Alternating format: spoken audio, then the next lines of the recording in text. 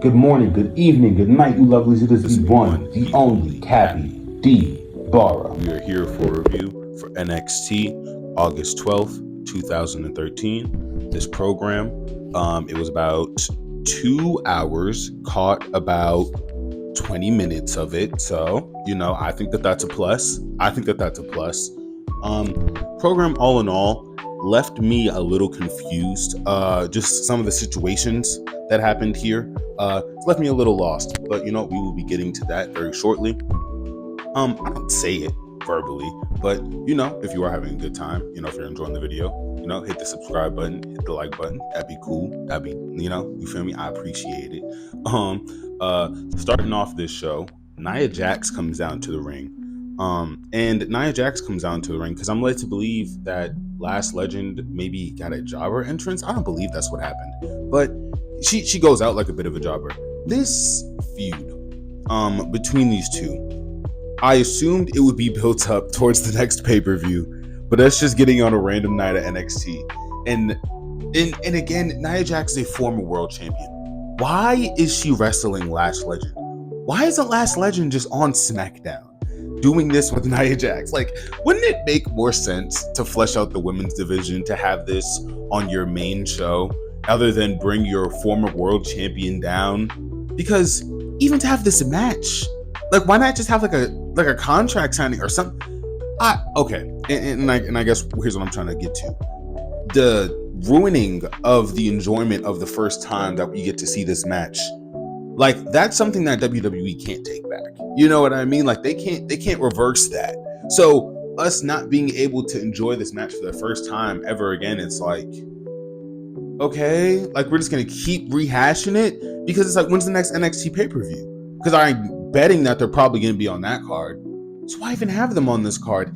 And to a further extent, I don't want Last Legend, and I mean this with no disrespect, against like a quote-unquote jobber, and then Nia Jax runs in and causes a DQ. I don't want that. But how about you just build Last Legend, or you build Nia Jax properly? Mind you, I don't really want Nia Jax on the show at all, but I mean, she's going to be here. Same thing with Trick Williams and TNA. Have the boy put the fucking show together. I mean, hell, the least you could do is contribute to this kind of partnership that we're trying to do, right? Not so much with NXT and WWE, obviously, but I think my point still stands. Last Legend, she does lose, as I stated earlier. She kind of goes out a bit like a jobber, which is unfortunate. I think this match had a lot of potential. It wasn't a bad match. The only thing I will say is that these two do seem a little uncomfortable with each other in the ring, and that does go in part to there not being any more dark matches. There not being as many producers as there were, as there was, a couple of months ago. These things really do go into the structure of a match, and you could see it in some of these matches that we're going to talk about. Next on the card, we get Joe Hendry versus bro, I gotta figure out this guy's name, because he's a beast, bro. He's a fucking beast. I think I mentioned it earlier. I was seeing him all over Twitter, and it was just because like his attire was just fly, right? But yo, the shit he can put on in the ring, y'all, it's dope. It's dope. Like, he counters Joe Hendry's chokeslam, and he kind of like, he twists him up in a bit of like a like, he kind of catches him like in a suplex kind of hold, and he twists it up, and he puts him in a bit of like a triangle, like a bit of like a chokehold or something. Yo, it was fly, man. It was fly. Joe Hendry breaks out, hits the finisher 1, 2, 3. But I want to see more of this guy, bro. I want to see more of this guy. Joe Hendry's obviously, he's super dope. He's already got his flowers. But the gentleman he was going up against, bro, heat performer. And next we get a segment versus Brock Jensen and the Mohawk Man. Now, I originally assumed that this guy was a TNA cat, but he's not. Apparently, he's on the NXT roster. That's great. I do not know this gentleman's name, and once I will learn it, I will say it for you correctly. I can assure everybody of that. It's a really okay promo. They are building maybe towards a pay-per-view. I don't think it's a pay-per-view. I think that we're really just gonna keep getting just like regular matches until, like, I don't even know. October, maybe there isn't even a pay-per-view slotted for August. Because to have like some of these matches and like some of these build-ups, like, either there has to be a pay-per-view or there has to be something on the way. I don't know. We'll keep our eyes open for that. No, but the segment ends in like a really big brawl. We'll kind of discuss it later, but this being a brawl kind of waters down a bit of the finale. It's it's definitely the better version of a brawl that we're gonna get. Next, we get a segment with JC Jane, Lola. Oh. Next, we get a segment with JC Jane, Fallon Henry, and another woman. But these ladies, obviously they look very lovely, and they were speaking on JC Jane's opponents. Everybody wants a rematch, everybody wants a shot at her title. There seems to be like a little bit of friction within this group. But I mean, JC Jane, she's just getting better on the mic. She's only getting better on the mic. So I mean, that's nice. That's nice, right? We can't be too upset at that. Thinking back to it, I feel like we should be getting a one-on-one Last Legend JC Jane program. I feel like that was something that was kind of like anticipated from a lot of us, but it's fine. It's fine. It's whatever, right? We're not going to speak too much on it. The acting could use some work from some of these ladies, not all these ladies, but some of these ladies could use 1 to 2 acting classes. It's not the worst thing in the world. It's a little daft. It is a little daft. Aside from that, they're setting up for their match tonight with JC Jane, Fallon Henry versus Kaylani and Lola Vice. And this is a cool match. This is a really, really cool match. I wasn't really expecting the finish how it finished. And I mean, you guys know how I love unpredictability, man. That's the name of the game, right? So Kaylani does pick up a dub. The match, it didn't feel sluggish, but it definitely felt like, again, like there's not as many hands-on matches as there used to be before. And I definitely do think that goes into just some of the spot building in some of these matches. It does kind of really seem like they're doing this stuff on the fly, which is, it's fine. It's fine. That's wrestling, right? I think Lola Vice definitely stood out in this match. She is a beast. I'm waiting to see a title run from her or something, or maybe even like a tag team run. Maybe not with Kaylani. Nothing against Kaylani, but I don't know if their chemistry exactly works. Maybe not now, further down the line. I'm just looking forward to seeing what they can pull off. Kaylani gets the pin. She gets the pin on JC Jane. Shout out to JC Jane for not being a fucking politician in the back, eating the pin like a fucking like a champ.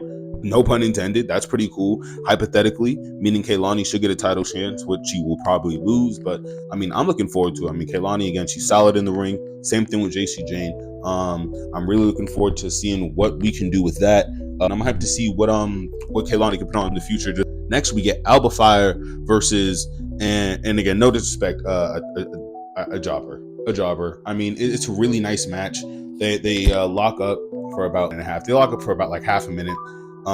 They end up like kind of trading graps, and Alba Fire in a bit of a hurricane on her, but she reversed that and she hit her finisher, I believe, out of that position. It was okay. It was a short match though, a bit of a squash match, but I mean, it does kind of go back to my point of, I don't understand what all these main Carter people are doing on NXT unless you're doing just like a full transfer, just like shift, which is like, okay. And like when I'm thinking about it like this, it's kind of like her service, Nia Jax, and I'll even kind of throw Trick Williams in there, right? Because I think Trick Williams is ready for the main card, right? It's like all of these people are here in NXT. Is it only because you people can't book the main card?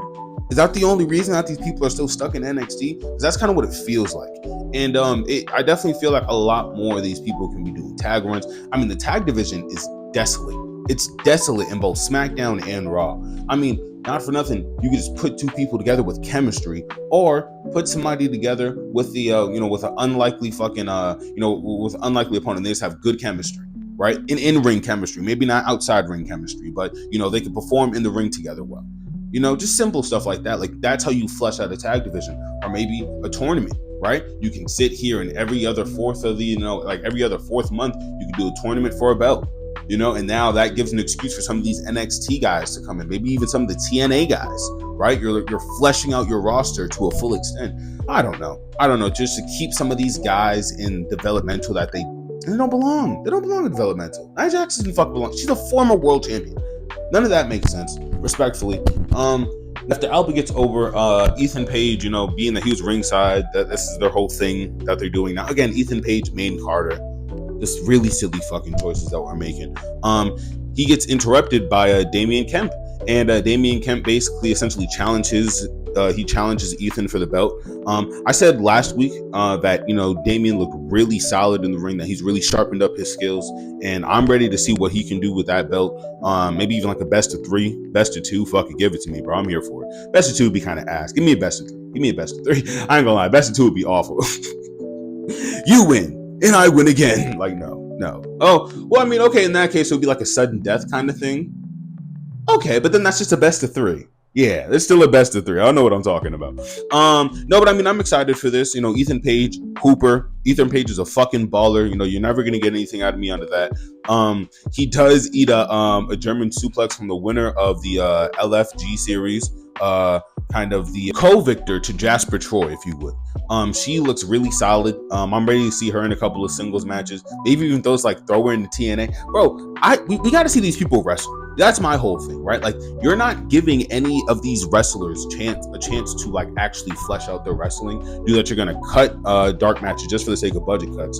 So now that all these wrestlers are, they're looking solid in the ring, we have to keep the iron struck while the iron is hot. You have to keep striking the iron while it's hot. And I don't know. Sometimes it seems like they move forward with something and then they stop and then begin to move with haste, just out of the sake of, likability, or the boys in the back. And it's like, that shouldn't determine a match. Those kind of things should never determine a match or determine a storyline. It should be done organically through what the fans are looking for. And the fans seem to really respond to this. I'm blanking on her name, but I'll try to put it up. The fans seem to respond to her really well, and I'm looking forward to see what we can get from this program, including her service, if this is going to be a full transfer. I think that this is a good direction to, if you're going to move some of these WWE people down to NXT, maybe this is the best way to do it. But only time will tell. There's an 8-man tag match: Moose, Trick Williams, Javon Evans, and Obi Femi versus the Dark State. This is a cool match. It's a cool match. It's a really cool match. Probably the best match on the card. I mean, what is that, right? Like, who is that for me, right? But best match on the card, probably. Really good match. Javon Evans is Javon Evans. I mean, what the fuck else can we say about that? He's insane. Trick Williams, he is doing this tweener heel thing. It's interesting because they keep booking him as like an obnoxious kind of like jerk, but the crowd loves him, so it's like it really just might be creative, because the entire thing with Trick is like, I don't like anybody. I don't even like I don't like nobody. I got a chip on my shoulder. I got an attitude. And it's like, a part of me would like for there to be a chip on his shoulder because he's not on the main roster. But I feel like if they make that a storyline, that's a shoot on creative, I don't know, y'all. Maybe I'm fucking crazy. I don't know. But he does cost this team the match. Again, really fine match, really solid match all around, but he does cost this team the match. And from there is a big celebration from Dark State. Also, Dark State's kind of presentation, just like overall, fucking solid. Like, a lot of people was kind of giving him the flack for being like a kind of discount Shield, but originally they did have 5 people, and I think that's a lot different than the Shield. That's a lot. 5 niggas jumping on you was a lot different than 3. We're gonna be honest, right? And not only that, but just the kind of way that they come down to the ring. Like, it's not even really like music. It's just kind of like static and like ambient noise, and then like the flashing lights. It's cool. I'm interested in it. Anytime they come to the ring, like I'm down. They have a really like interesting kind of like stare down. I thought they was gonna start brawling at first. One change I think I would have made this tornado tag match. And maybe that would have been a bit too AEW-esque, but this should have been like a no disqualification. The second these cats get in the ring, they start brawling. That's the kind of match that needs to happen. The match that needs to happen with Dark State and Obi Femi and the likes of Trick Williams. Like, it needs to be on site, right? But they do it by the book 8-man tag, which is a little vanilla, but here nor there. After Dark State gets their victory, Hank and Tank come down to the ring with belts, and they start punching up on Dark State, and I believe somebody else. I did not take it down exactly who else comes down, but I think it might have been like Damian Kemp, possibly. But essentially the faces come down, and they start beating up on the Dark State, being that Trick Williams, again, like, he could have made the save to Javon Evans, but he didn't. And I would like a Moose and Trick Williams match. I would like a Javon Evans and Trick Williams match tomorrow. I just think it makes sense, right? Like, we can't keep holding off to these things, especially if we're gonna like shoot off at the pistol like we were with the Nia Jax and fucking Last fucking Legend. Like, if we're gonna go in this direction with some of these stories, just give me it. Right? Like, let's just go for it next week. This show ends in a brawl, and it kind of mirrors what happened earlier in the show. I'm not really understanding the the focus not only confuses me, but it leaves me wondering why we had a brawl early in the show. If this is just going to be the outcome of the end of the show, I really don't understand what creative is going with that. And again, hopefully we're building towards a pay-per-view, but we don't have any idea of a pay-per-view coming up. Not to my knowledge, at least. I don't think they're advertising any. So, I mean, I'll keep my eyes open, but I don't know. This card, it was really okay. It's kind of the same issue that has kind of plagued NXT for a while. It's fine. Like, it's fine. Like, there's nothing really happening here. And mind you, there are stories going into it. Like, like things are flowing naturally. Like, this makes sense, But like even like going back onto like the Trick Williams and Javon Evans thing, where's that going to go in the future? Because I feel like we've been building around this Obi Femi, Javon Evans, Trick Williams thing for a while now. Like, why isn't this concluded? Right? Are the Dark State going to get championship gold? Hopefully, right? To validate their status as like ruthless kind of rookies, but realistically that might not happen, right? And I did say that SHAWN is a more competent booker, but I'm not gonna lie, this show did leave me kind of scratching my head just on some of like the basic levels. But I mean, all in all though, it's not a terrible show. I think it was slightly better than Raw, but that's not saying a lot, folks. That's not saying a lot. This was NXT August 12th, 2025. This is Cappy D Barra. Stay tuned. Stay beautiful. Peace, y'all.